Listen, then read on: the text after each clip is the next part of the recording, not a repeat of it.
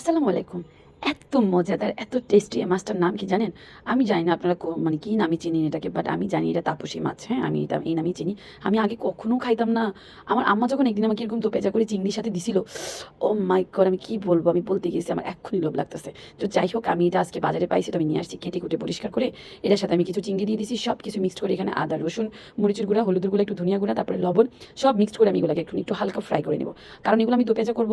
এগুলোকে যদি আমি এখন এই মাছগুলো একটু নরম থাকে, যদি ডাইরেক্ট করতে যাই তাহলে একটু ভেঙে যাওয়ার ভয় থাকে।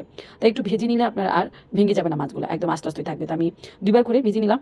মানে অনেকগুলো মাছ তো, প্রায় হাফ কেজি মাছ তো ২ বার করে ভাজা লাগছে। তারপরে এখানে আমি ওই তেলের মধ্যে এখানে পেঁয়াজ, তারপর টমেটো, একটু অল্প করে রসুন, তারপরে হচ্ছে আপনার মরিচের গুঁড়া, হলুদের গুঁড়া আরেকটু, তারপরে হচ্ছে ধনিয়ার গুঁড়া, একটু জিরার গুঁড়া, কাঁচামরিচ ফালি করা, তারপরে একটু পানি দিয়ে কষিয়ে মাছগুলোকে দিয়ে দিলাম।